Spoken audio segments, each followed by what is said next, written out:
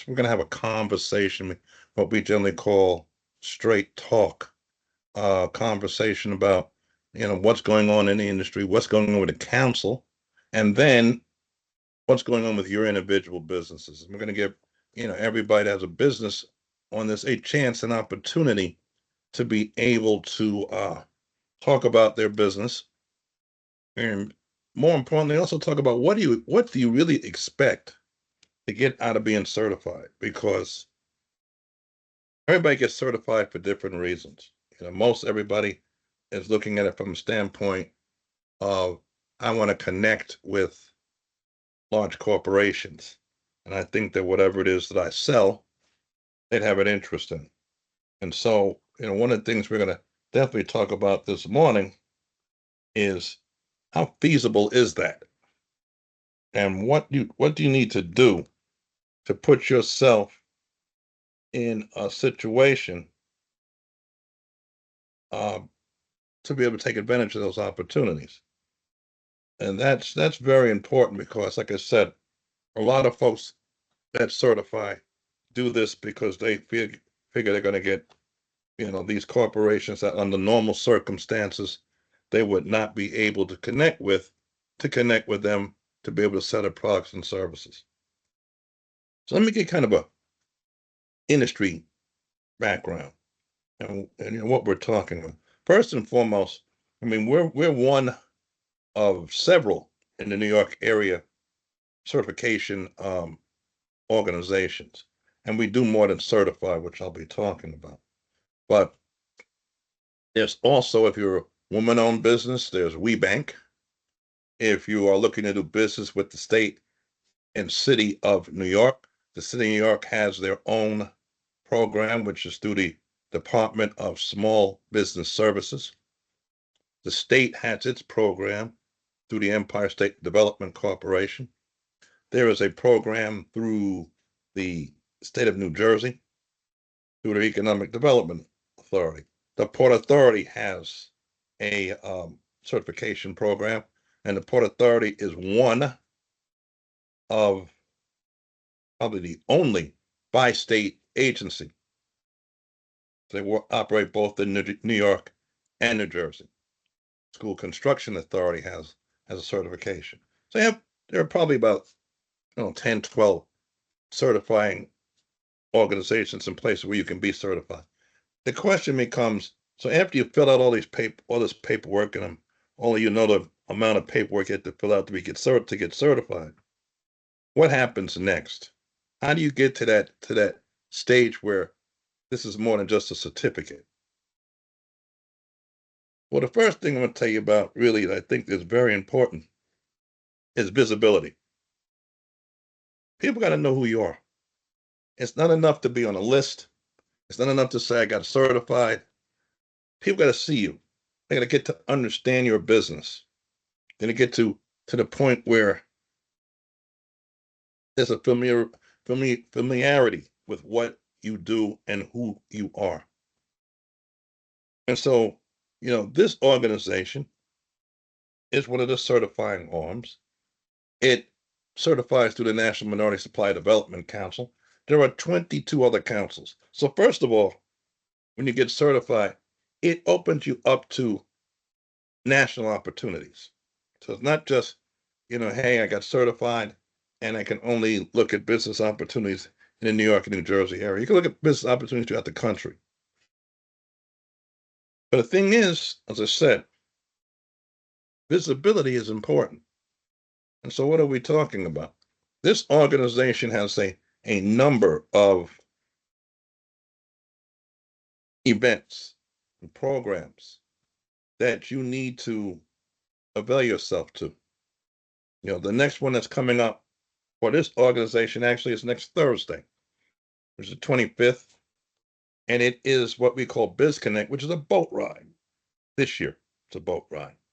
Not always a boat ride. From 6 to 9:30, it'll be out of Pier 81 in Manhattan. Why is that important? It's important because it gives you a chance and an opportunity to not only meet with corporate members, but it also gives you a chance and opportunity to meet with other business owners because you never know where opportunities lie if you don't talk about yourself and you don't talk about what it is you do and who you are. People do business with people they know, they like, and they trust. People do not generally do business with strangers. And you may think that you have the greatest and most wonderful and most profitable product or service. But always remember, whatever it is you sell, somebody sells something that sounds alike, may look alike, it may actually be the same thing you're selling. We're in a competitive marketplace. And the New York area is probably one of the most, if not the most competitive marketplace, certainly in this country and probably in the world. So if you think just because, you know, you're doing something that has a slight bit of a niche, to somebody who doesn't know what you do, it sounds like the same thing somebody else that's in their supply chain does. That's where being able to talk to people is very important. These kinds of things are helpful because it does two things. Number one, you get a chance to understand what it is that's going on in this marketplace. Number two, you get to talk to the representatives, principal representatives of the council, or the people who can actually connect you to business opportunities and to some of these folks. Myself, obviously, being one, our Vice President Jacqueline Smith is on this call, being two, and our Finance Director, Maria Rosa, is three. These are the people you need to know. Okay, we have, so that you all know, about 1,600 businesses that are certified with us. We have about 200 or so corporate members. And these are all corporations, ladies and gentlemen, that are large and small. Well, not small, but medium sized and large.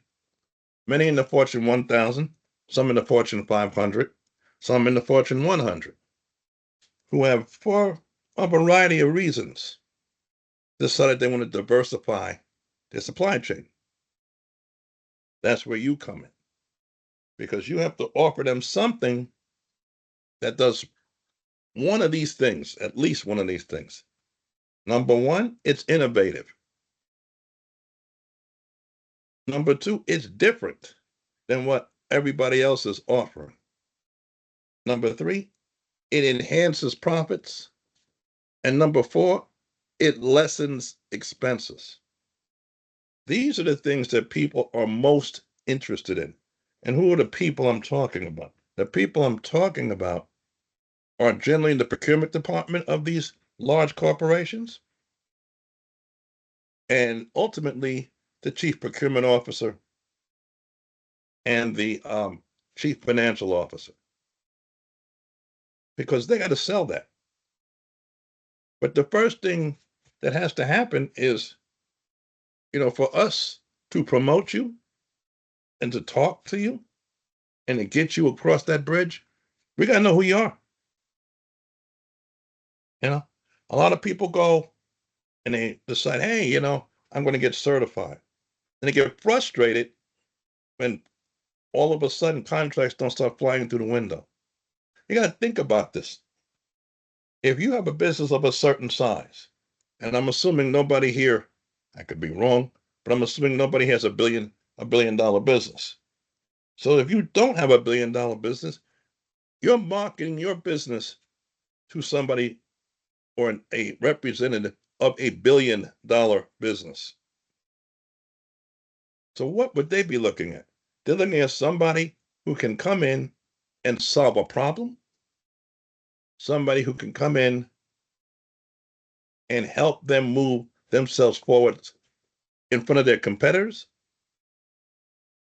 and someone who can come in and show them a different way of doing something they may be doing right now.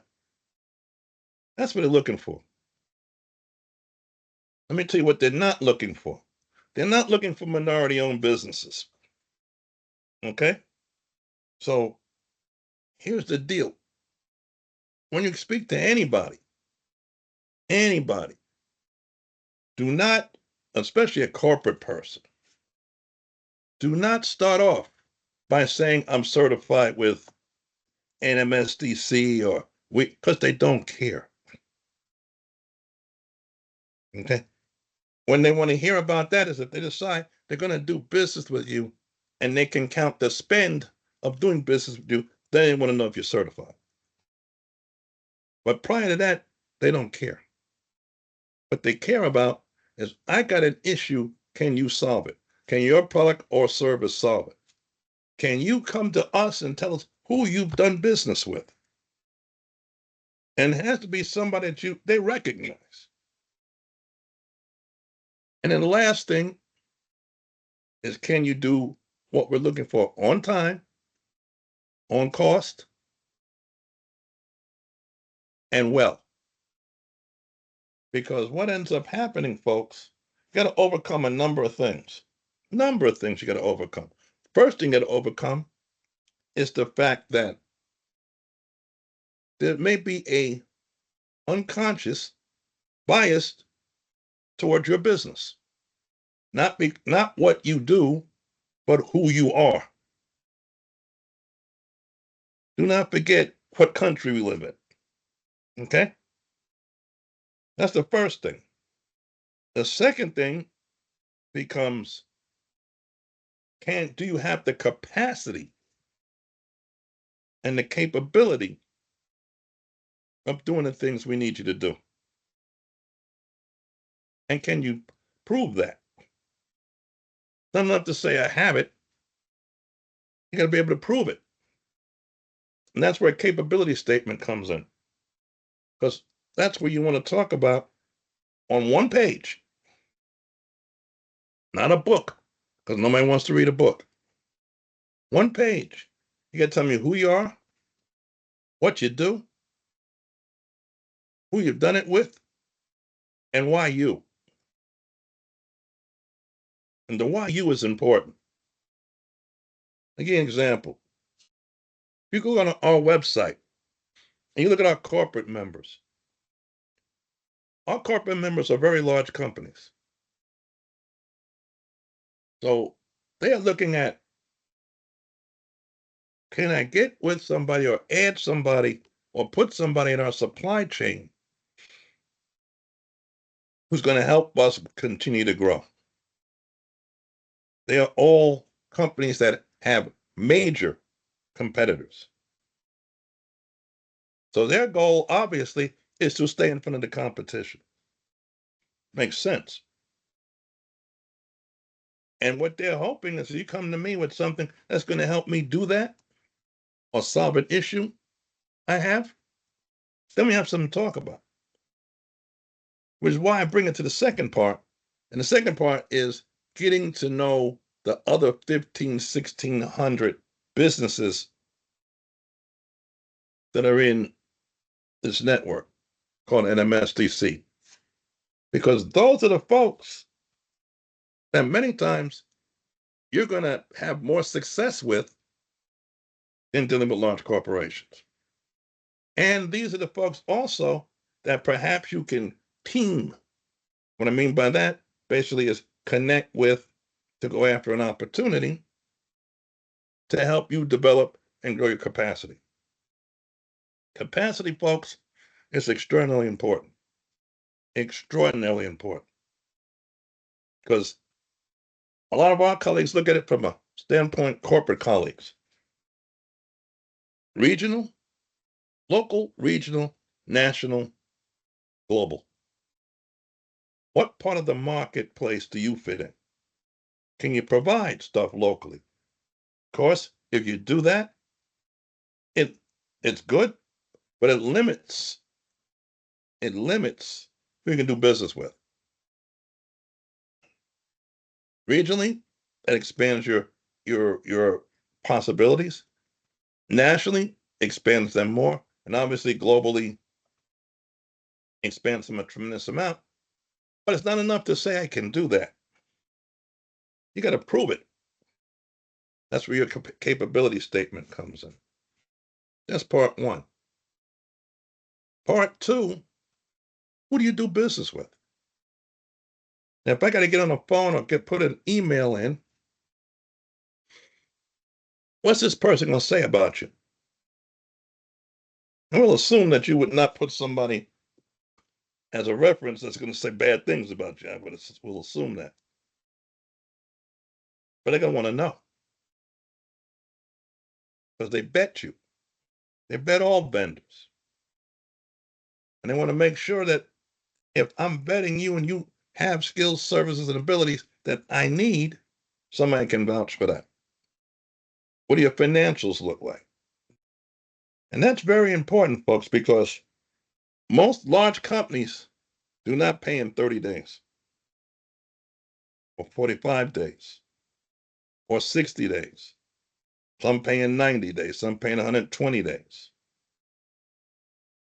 So do you have the cash flow to be able to withstand being paid 3 months later? Something else you got to look at. How do I market my services? Can you talk to me about what your marketing plan is? I'm very interested in that because I need to know this one major thing, and this is something very important. We need to know if you have sufficient number of clients to be able to continue the operation of your business. If one of your clients is 30 or 40% of your business, folks, you're in trouble. Because if that client decides they don't want to deal with you anymore, or they have a business interruption, you're screwed. And I've seen it happen too many times. It's happened to me, so I know that. You cannot have a client who takes up a tremendous amount of your business. So your goal is to have as many clients as possible so that you do not have a situation where if something happens with one of your clients, it has a major adverse effect on your business. Very important. And they're going to look at that. And the last thing to look at is the management of your organization. Who runs this place? Is it a team? Is it you? And what is the team made up? And what are their skills made up? So that I get an understanding that you have this under control. It's not helter skelter. That I can feel comfortable knowing that you can make sound and good management decisions. I'm going to ask you some questions about that so that I make sure that you know that. So it's management, it's marketing, and it's money. The three M's. And you got to make sure all of this stuff, folks, is tight. You know what a lot of people do, and it's sad to see. And I've been doing this stuff for quite some time. And a lot of people just figure, oh, they hear about certification and think certification is the magic bullet. It's not. And and that's the first part. The second part, in the private sector, which is generally the sector in which we deal with, there are no goals. None. Now, what do I mean by that? In the public sector, which is a state and local, city in New York, state in New York, state in New Jersey, there are goals because they are written into laws. So New York City has a goal of up to 30% utilization for minority and women-owned businesses. State of New York, same 30%. Minority and women-owned certified businesses. New Jersey is developing their law, but they have a current goal of about 3% for disadvantaged veteran businesses, and they're trying to determine how to develop one for minority and women-owned businesses. But if you want to do business, let's just say with, I don't know, WNBC or Comcast, there's no goal. There's no, we are looking to do X% with minority-owned businesses. I'm here to tell you there's no goal. There's no goal at all. Those corporate members that we have volunteered to do this. They are under obligation to do business with anybody that's a minority-owned business. No obligation at all. They're doing this because in some cases they think it's good from a standpoint of their corporate citizenship. Some they think it's good because it does give an opportunity to get different people within their supply chain. And some, to be quite frank, it's a check the box situation. I've done this, I moved on, I move on. Now, why is that important? It's important because right now, folks, a lot of these programs that are geared toward, let's just call diverse businesses, are under attack throughout this country. And there is a document, it's 900 pages long, called Project 2025. I would suggest at some point in time you read it because it is the reshifting of this government. There are already corporate members, Tractor Supply and John Deere, Zoom, who have done away with their diversity, equity, inclusion programs. Tractor, John Deere did away with theirs as recently as about a few days ago. Tractor Supply last week. Zoom quietly did away with theirs in spring. And folks, there are more that are coming. Right now, they're not obvious because they don't really publicize it. But if you're in the business I'm in, you do get to know these things. This can become a wave, depending upon where things go in November. So always remember, unfortunately, politics does have something to do with this. So it's your goal. That's why I said before, your goal is not to put yourself and have yourself put up as a minority owned business. Your goal is to have yourself put up as a growing business. So I don't say anything else today. Remember that. That's very important because I'm here to tell you, I can't say where this stuff will be a year from now from a minority business standpoint. From a business standpoint, you will be in business and hopefully you'll be doing well and better than you're doing now. Because the goal of business every year to grow.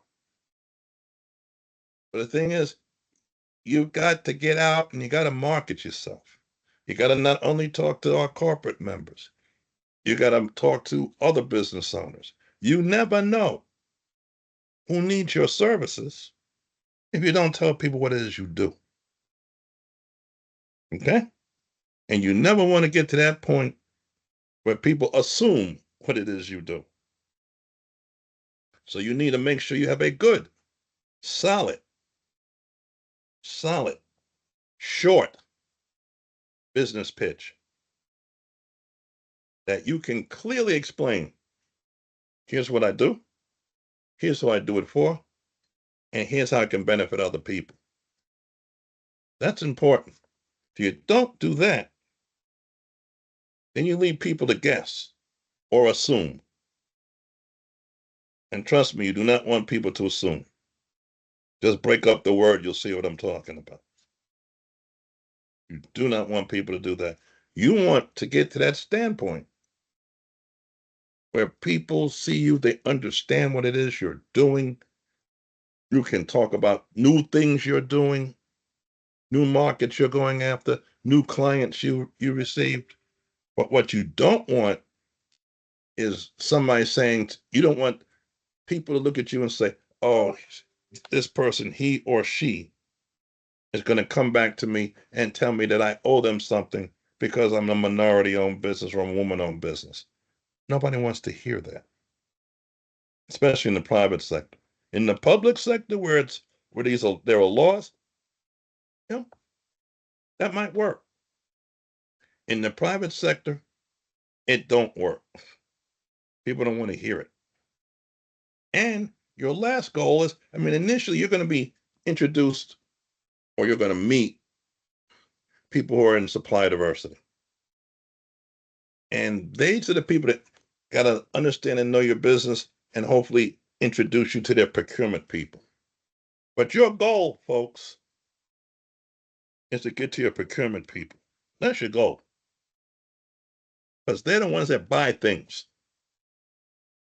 Okay, supply diversity people can recommend, they don't buy anything. You want to get to somebody that can stroke a check and somebody that can say, yes, this RFP is something I think can be beneficial to you. We're going to make a decision on which one of these vendors we're going to look at. That's what you want to get to. But you can't do that unless people know who you are. You've got to be visible. You got to be at a standpoint where folks can can look at you and say, "Hey, I understand what your business does. I remember you," so forth. Those are things that are very important. It's to your benefit to make sure that people know that. You can go to people go to a number of conferences. And MSCC has a conference. We have conferences. But the thing is, you got to go there with a plan. What am I expecting to get out of this conference if I go there? And I'm telling you what you're probably not going to get is a contract. What you hope to get is to start and development of a relationship. We are all, no matter what it is that we buy, sell, we're all in a relationship business. Things are done based on relationships, not done based on well, I'm gonna show up at this conference and I'm gonna walk away with X number of business, X number of dollars of business. That seldom happens. In the environment that we work in, it really seldom happens. So when you go to conferences, you got to make sure you got a plan before you go there.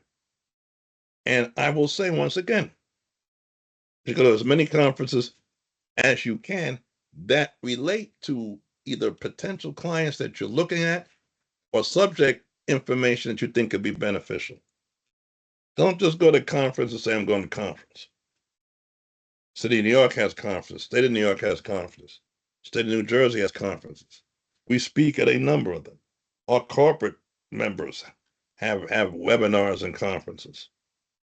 But you're going to go there with a purpose and have realistic expectations and not think that, hey, I'm going to go there and I'm going to spend whatever it is I have to spend to get there.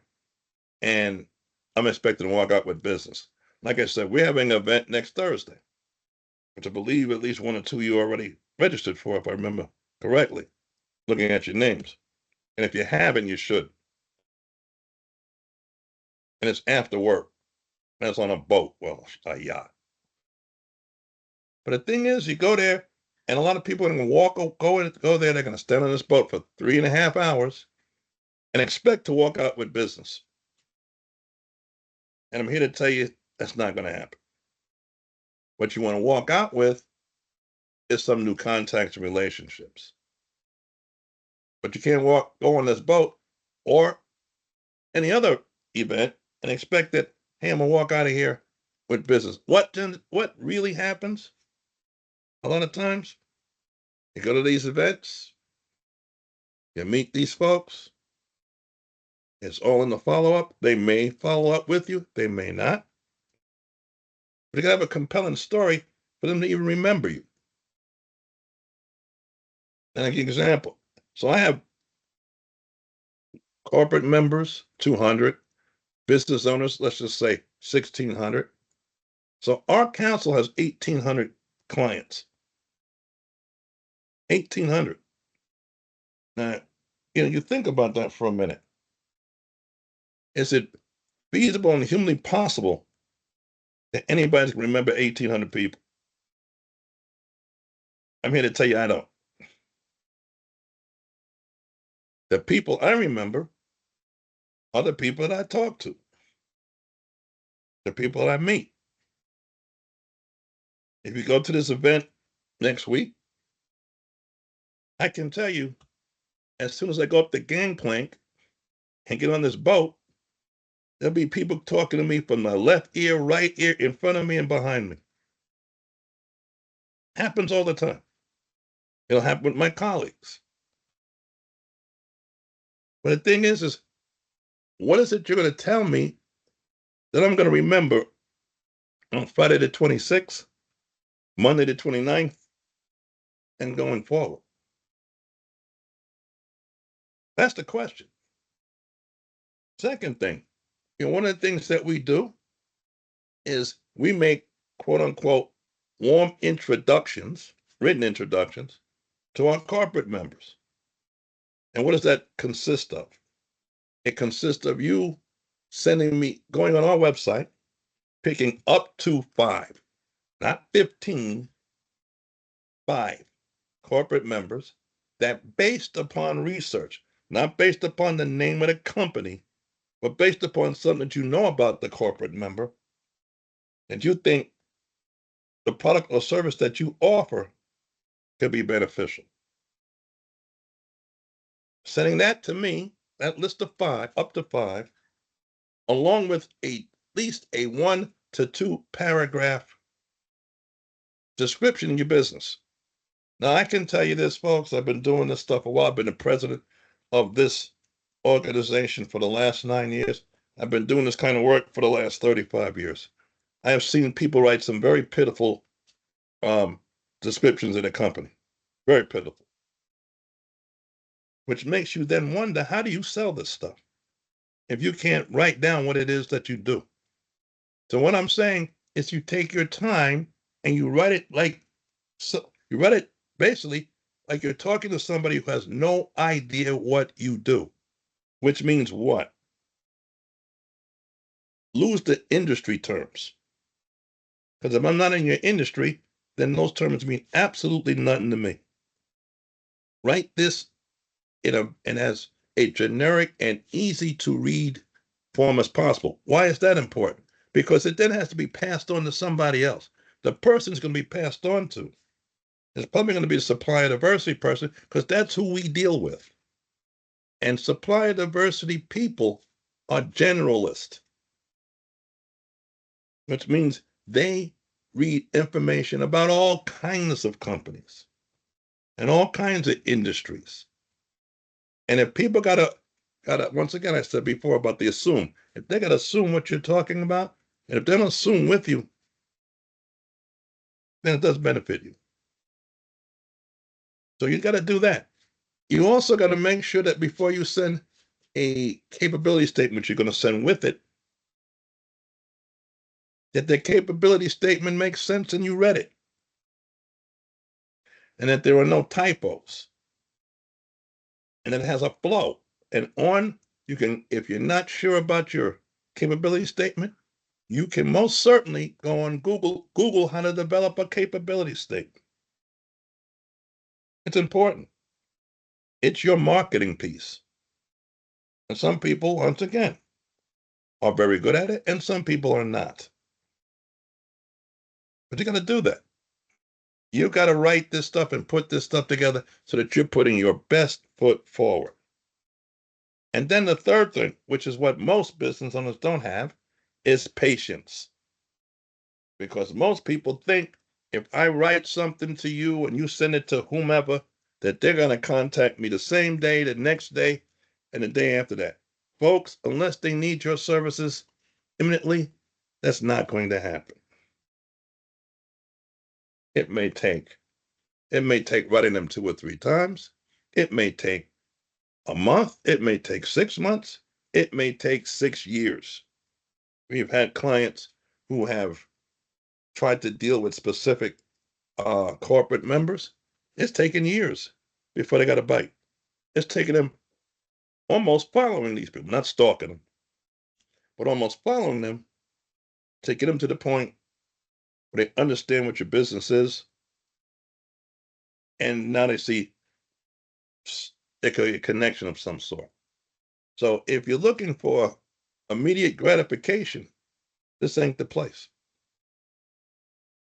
This is, a relationship.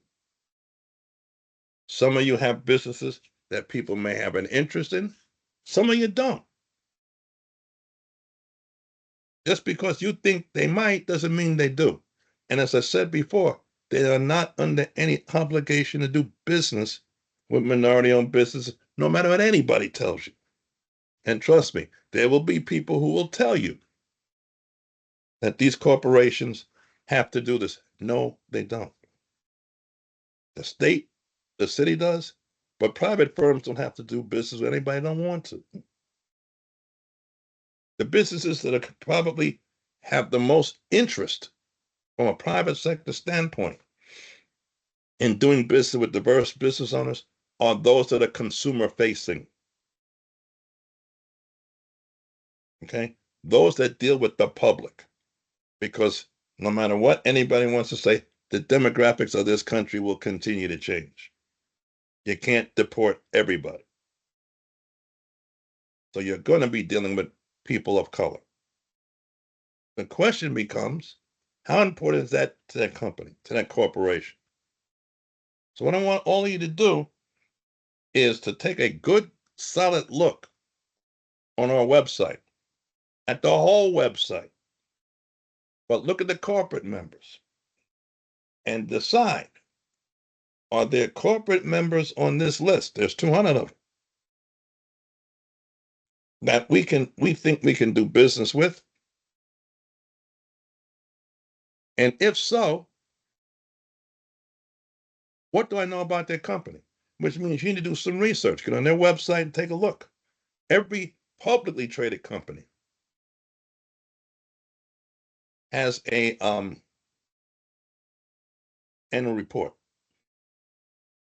The annual report tells you what folks do, what they buy. Why does it tell you that? Because they're going to tell this stuff to who? Their stockholders.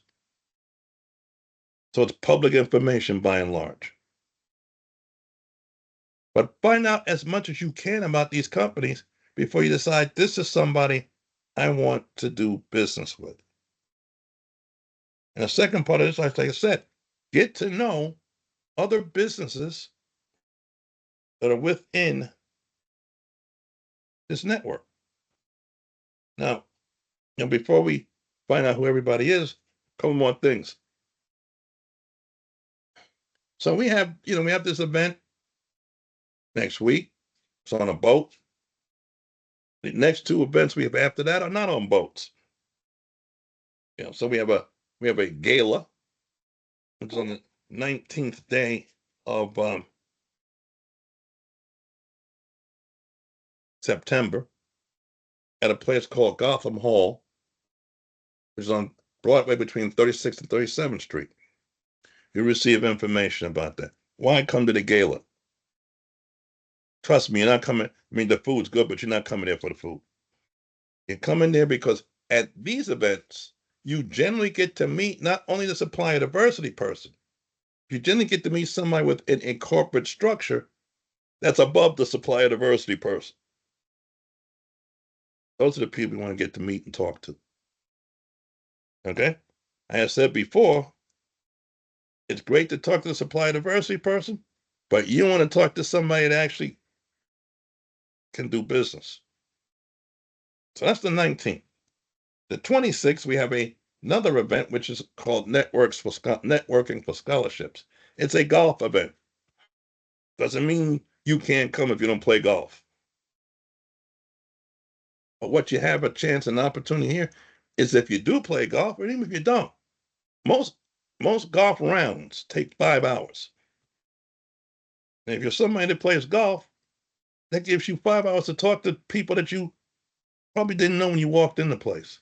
If you don't play golf, there are other corporate members and business owners that will be around, gives you a chance and an opportunity to start or deepen a relationship. So those are the two events. We have other events. We're gonna have a healthcare symposium. We're gonna have a symposium about sustainability. We're gonna be doing something with various corporations, city of New York, state of New York, state of New Jersey. So in other words, we send everybody not once but twice a week a newsletter It behooves you to read it. Okay. And many things I can do. I can't make you read things. So it behooves you to read it. That's how you know what's going on. But what people get fixated on, they get fixated on, I want to do business with Bristol Myers Squibb. And you know what? That's not going to be easy to do. It's not impossible to do, but it's not going to be easy to do. You got to put yourself in a position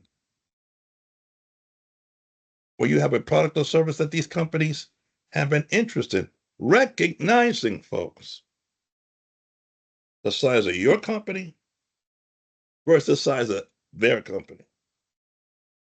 Okay? And that's important. That's what a lot of people miss. They under the belief that this is a mandated program. It's not mandated. It's mandated in the public, but not in the private sector. So keep that in mind. There are other events, and these are, this is a network event that NMSDC, the National Minority Supply Development Council, holds on a yearly basis, which is an annual conference. And the annual conference brings together business owners and corporate members from throughout the entire country, north, south, east, west, and Hawaii and Alaska. So it brings all these people together once again to develop relationships, enhance relationships. The like this year is from the 20th day of October to the 23rd day of October, and it will be held in Atlanta, Georgia. Now, I will tell you this if you decide that you want to go to this. First of all, it's going to cost you some money. Think about the amount of money you're going to pay to get on an airplane, get in a hotel, get grand transportation, eat. Think $4,000 or $5,000. If you bring somebody, multiply that 1 and 1.5, depending on who you bring. Are you going to get something out of this? If you go on the NMSDC website, which is www.nmsdc.org, it will tell you about this event. But if your business is not of a nature where you believe you can do business with people on other parts of the country, this is not something you should spend your money on. Most people will not tell you that. They'll be beating on you to go to this. But I'm not going to want you to go to something that you come back $6,000 in the red, and about all you saw was Atlanta's a nice place and it's warm there.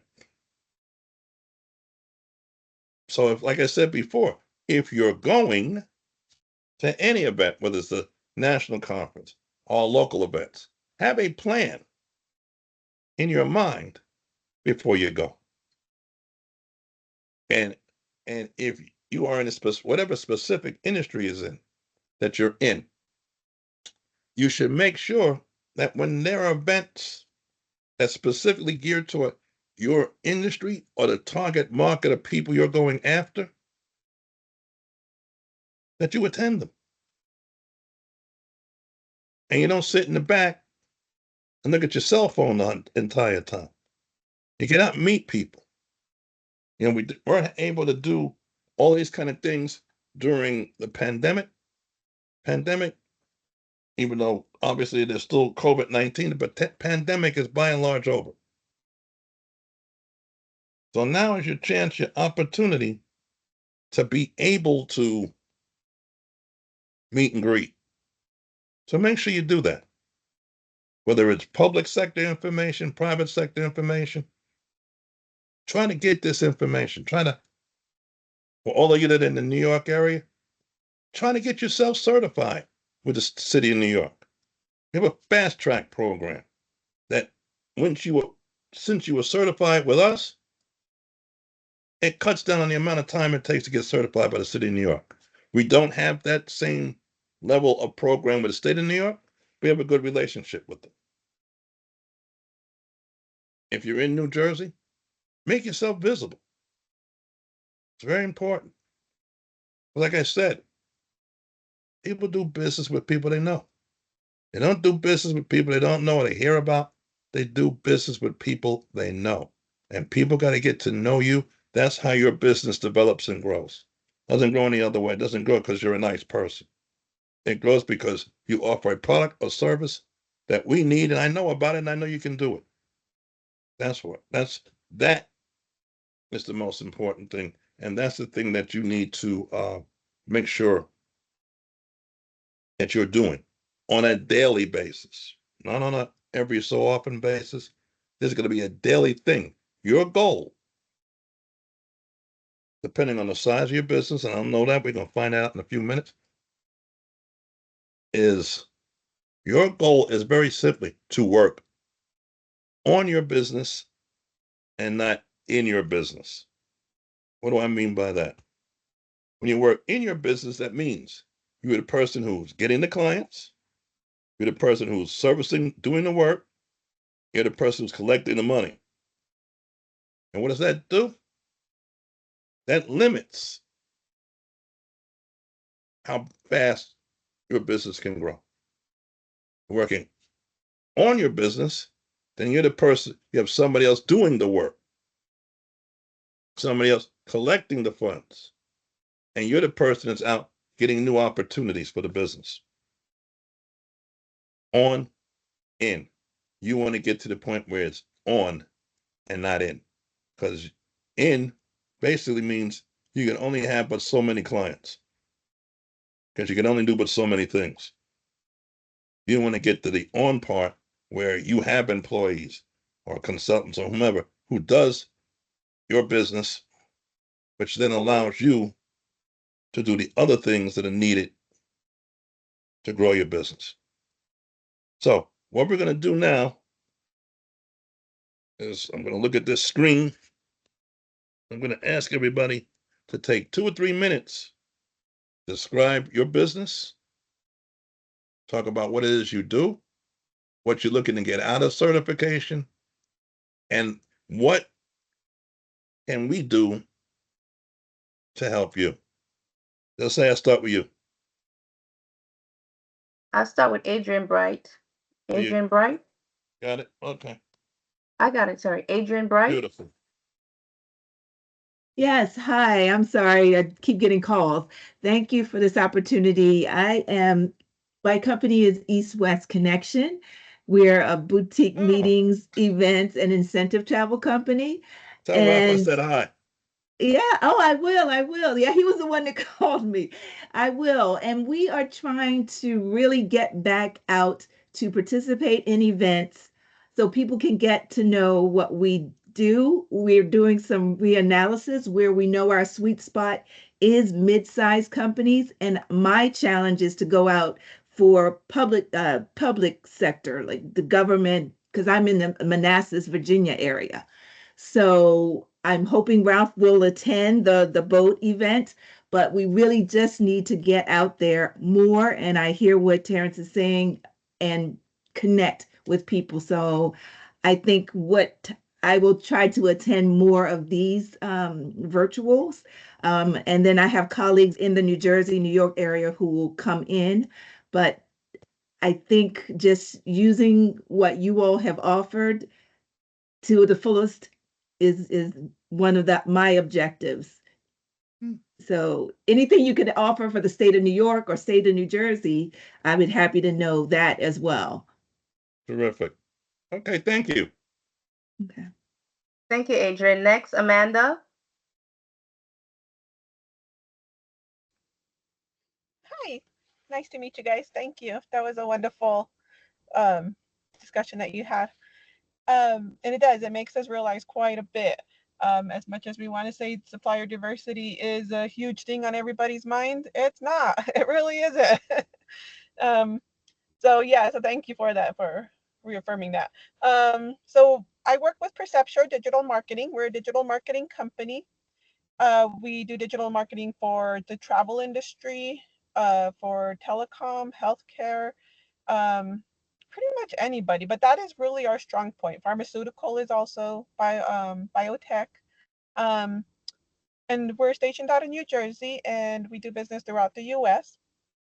So pretty much what I was coming to this for is to learn more. I do help out a lot. I kind of got thrown into it, so I'm learning a lot about supplier diversity. Definitely procurement is the person that we need to talk to. So that's my goal.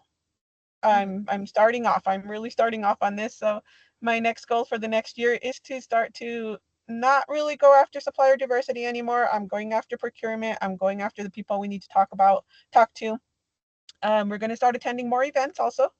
We're really hoping on attending the boat event now on the 25th.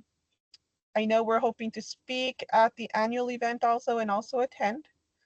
Okay. So that's, yeah, so it's been interesting. So thank you very much for giving us this opportunity to learn more and to push us in the right direction. You're quite welcome. Thank you. Thank you, Amanda. Next, Gary. Theo, Gary.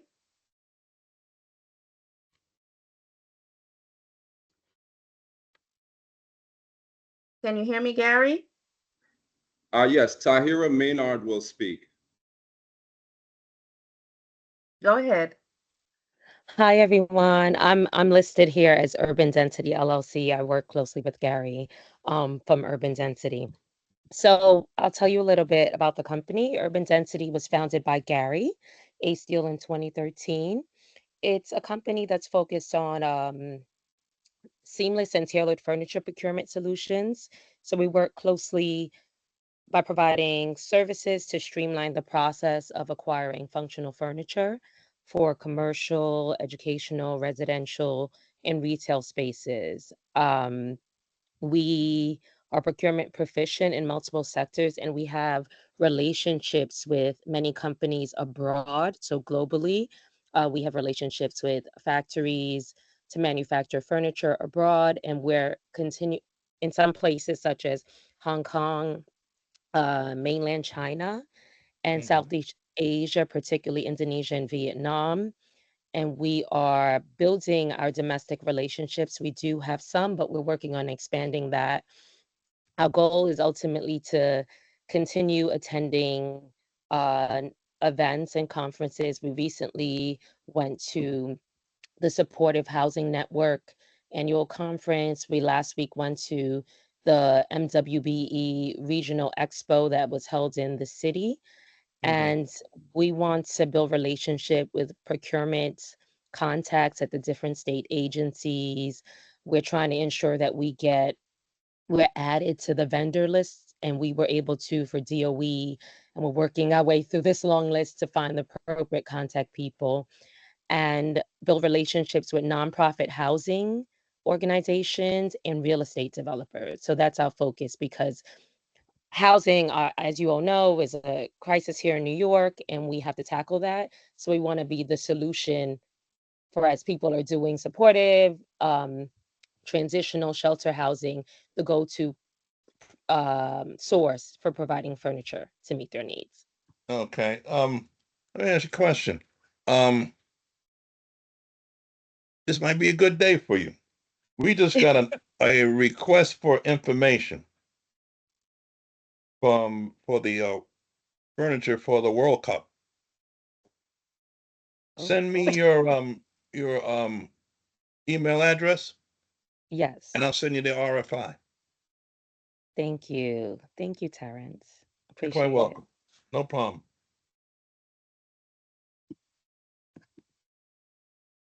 Thank you. So you Okay, just thank never you. know. Thank you both. Do you have Terrence's email address? I'll put it in the chat just in case. Okay, got it. Yeah. So send me what send me an email. I'll send you this RFI request for information. The World Cup is going to be in the New York area, over the next year. Yeah. And so they are looking at vendors now,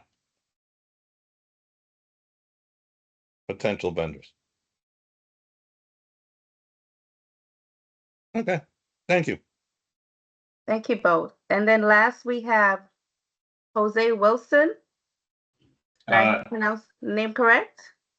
it's Jose. If Jose, you remember, okay. yeah, if you remember Joezay, you'll never get it wrong. Thank you, Jose. My apologies. Go ahead. Absolutely. So my name is Jose Wilson. My company is Perform Methods. And what we are is a management consulting firm that focuses on strategy planning, execution, and strategic value hardening. Hardening meaning making sure the results of the execution stick. Some folks might call it change management, but we hesitate to do that because it involves more than that.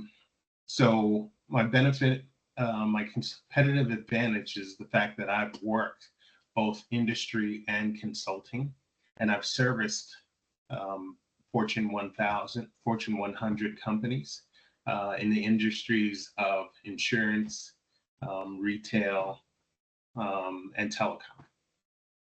So, so we're starting to focus there, but ultimately, based on the region that I am in, I want to transition to pharma, medical, and stick with insurance.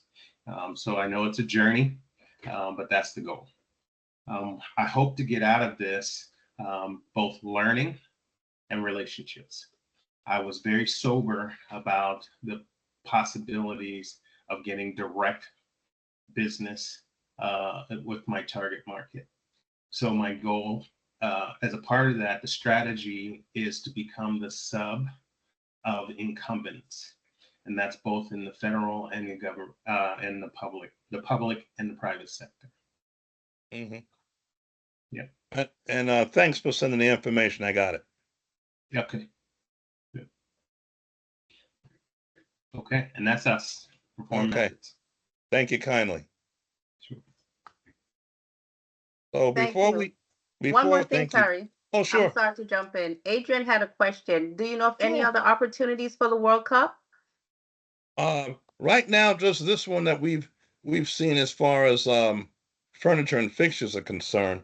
But as we see more, I will certainly let you all know. That's number one. Number two, and I'm glad you, thank you, Jake. I'm glad you brought this up. We do something called sourcing. Let me explain what sourcing is. From time to time, our corporate members come to us and they're looking for vendors like you all for specific either request for quotation, request for information, or request for a proposal. RFP, proposal, RFQ, quotation, RFI, information. And so what we do, folks, is we go into the database and look for companies that we feel most closely aligned to the request that's received. This happens, fairly often. We probably do several um, sourcings a month for our corporate members. And that keeps them from having to look into the database and look at companies they probably have no familiarity with.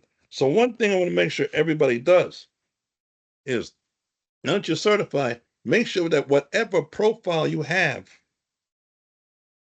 on the database is accurate and really puts your business in the best position possible. It's extremely important because what a lot of people do is, like I said, there's no possible way that myself or my colleagues can know 1,600 people. So obviously, the better your profile is, the better opportunity and chance you have when these sourcing opportunities come up to be selected. Selection does not mean automatically that you are going to be picked, but what it does mean is that you are going to be submitted, and that's important. So make sure that profile is as tight as possible so you put yourself in the best position possible. Very important. Thank you.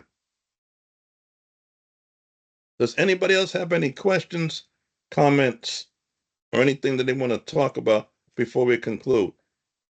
In the chat, Jackie put my email address. So you now know how to contact me. You have no excuse not to.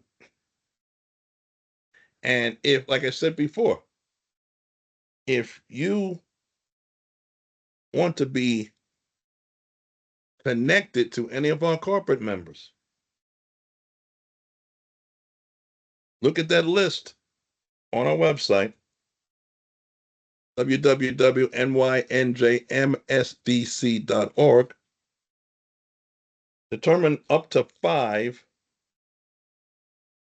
corporate members that you think, based on your knowledge of their business, that you would want to connect with. Send me at least a paragraph or 2, not bullet points, but an actual paragraph or 2 that really describes what it is you do, and most importantly, why and what you're planning to offer to these business owners, to these corporations. Add that with your capability statement and send it to me, and I will make a warm introduction to our corporate members. Keeping in mind, folks, that is a process. It's not an instant gratification. But what it does is it puts you in position to meet people, folks, that under normal circumstances you probably would not meet. And Terrence, can I make a statement on that? Most certainly. So the list I sent you, for example, it includes a company that I had already serviced in the past, right? So they know of me, but the folks that I've worked with have moved on, changed roles, etc.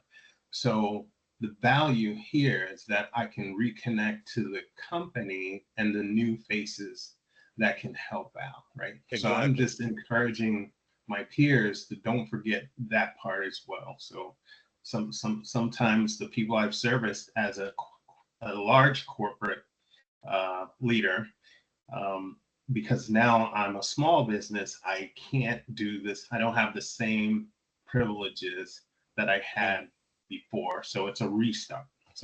But understanding that this effort, this thing you're doing, Terrence, is very helpful. So thank you for that. You're quite welcome. Thank you. Does anybody have any other questions and or comments? Okay. So, I'm glad we had this chance and time, because it wasn't a lot of us, so we were able to get a little more deeper into some things that are going on, give you kind of more of a, lay of the land, so to speak. Anybody has any questions, any need for any information, need for assistance, you know how to contact me. I want to thank, my colleague Jacqueline for helping put this together, and also somebody that you need to know. Because the one thing I will tell you that's very important, the more folks you know, the more assistance you get. It's not just, well, I know, or I've met, or I spoke to me. When you get to these events, you need to speak to everybody you can speak to, which includes my colleagues. They all have different roles and parts of this council. What they do is extraordinarily important in moving your business forward and in trying to get you to that standpoint, being able to take advantage of some of the opportunities that are available for your certification. So I want everybody to have a good and sound weekend. For those of you that are able to, I look forward to seeing you next Thursday at around 5:30 or so at Pier 81. Once again, thanks for your time, and have a great rest of the day and a great weekend. Take good Thank care. you. Awesome. Take care.